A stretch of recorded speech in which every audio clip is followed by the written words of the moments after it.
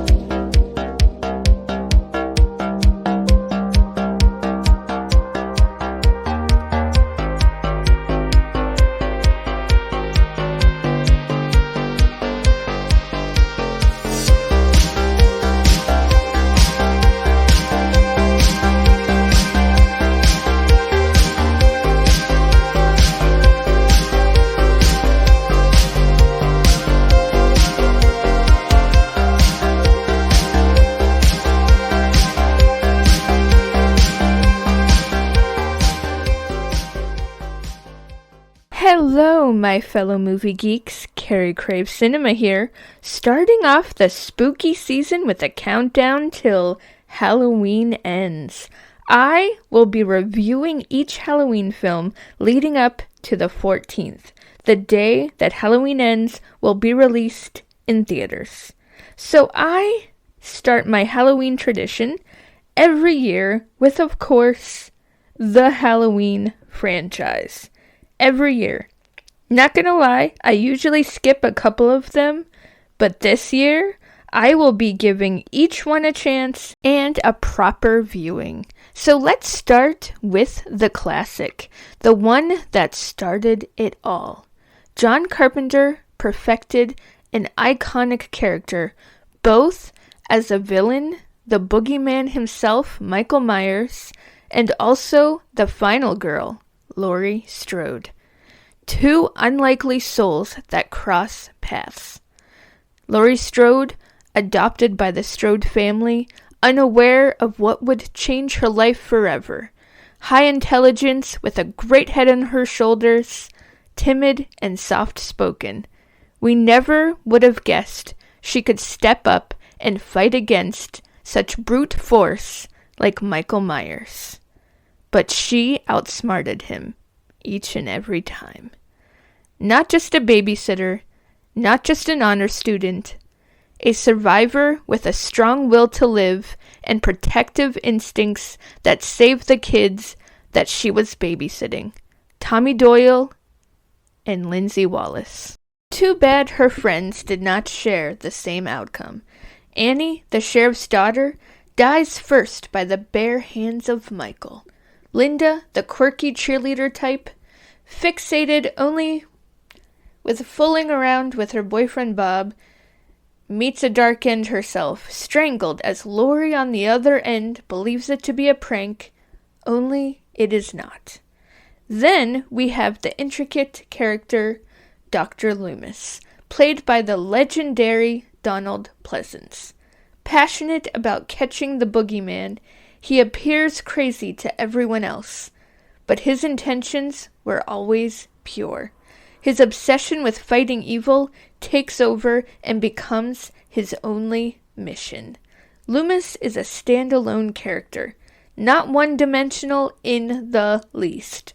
Like an onion, he had so many layers. As the story progresses, those layers, they just peel back little by little.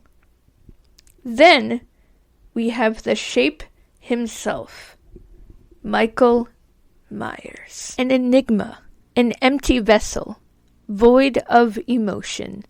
Who is Michael Myers? Not much is known, but much is theorized.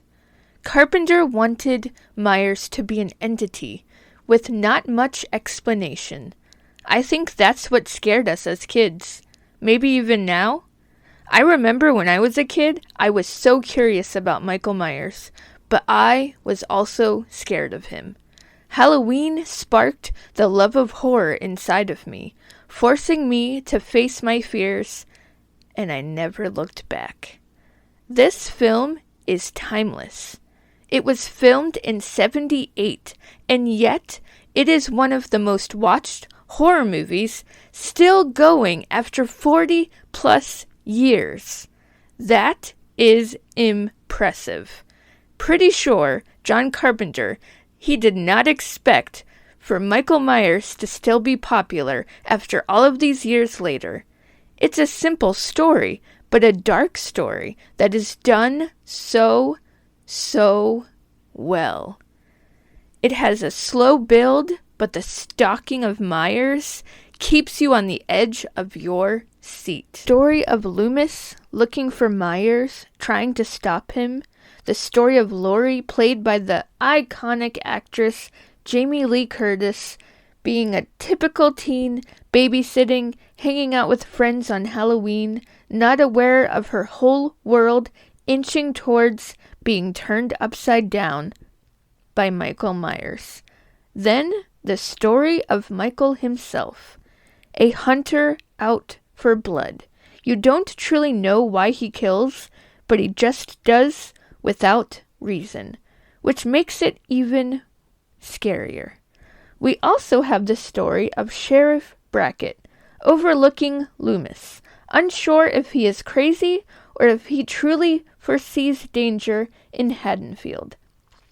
Brackett is compelled to make sure the town is safe, not prepared to lose his own daughter by the end of it. Creepy shadow figures, strange noises outside, eerie music that keeps you in suspense. It sets the tone perfectly. Laurie, the unexpected victim, going toe-to-toe with pure evil, she is the relatable character that we grow to very much adore and love. Loomis, with his eccentricities and passion, we root for him to find the evil he is looking for, no matter the cost. There's a reason this film is a classic. The simple innovation is what makes this film stand out. It never needed the extra bells and whistles that horror movies tend to need these days. That's why this film is untouchable. Carpenter has succeeded in ways that others in horror films have not. Can't wait until next October to revisit my tradition once again. It never gets old. If you haven't yet, watch Halloween this October. It's perfect for the spookiest time of the year. Hope you enjoyed my review of Halloween 78. Jamie Lee Curtis has made her mark as the Scream Queen, the final girl of final girls. Laurie Strode, we salute you. Dr. Loomis, hats off. Michael Myers, I'll make sure my closet door is closed, prepared to turn a hanger into a stabbing weapon. This is Carey Craves Cinema. Stay tuned for more reviews of the entire Halloween franchise.